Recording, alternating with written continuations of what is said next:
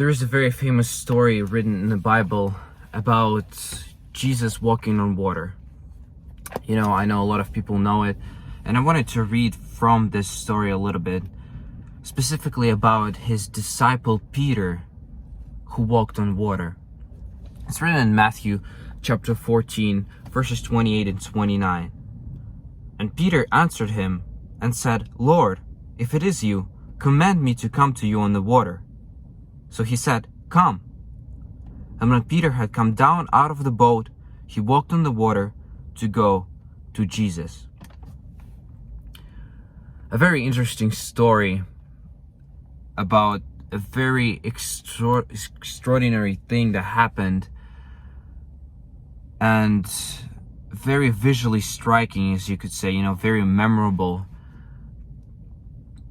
And I wanted to talk a little bit about verse 28, where Peter requests to walk on water.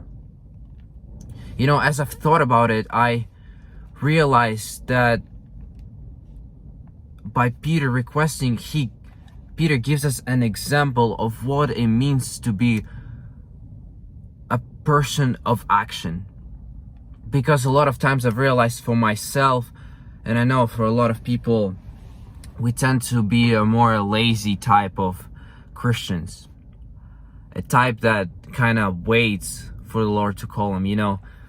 I used to always say, I still do, I'm just waiting for the right call, for the right moment, for the right time to, come out and be used by God. And I wanted to point out that Peter was literally in the middle of the storm when it happened. He was literally fighting for his life with his friends and disciples when he saw Jesus. And when he saw him, he said, "Lord, let me go. Let me come to you on the water." He literally forgot about all the struggles of life that he had before then and turned to Jesus. This shows us that in reality, there is no perfect timing to follow the Lord. There is no perfect time to take this action. But it shows us that we do need to take action. Because I do think that if Peter has never asked the Lord this question to come to him on the water, we would have never seen this example of extraordinary thing that he did, that God did through him. One of my very respected missionaries that I've read a lot about, and I know a lot of us know him as well. His name is D.L. Moody, and I wanted to read his quote that he said in his book. "The world is yet to see what God can do through a man fully consecrated to him." A man fully consecrated to him. A man fully committed to him. And I think consecration is not a passive word. When you're committed to something, you take actions.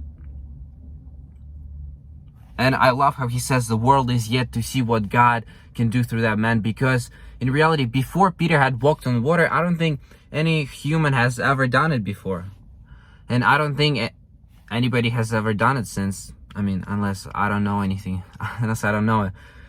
But you see, the world is yet to see what extraordinary things God can do through you if you fully commit to him.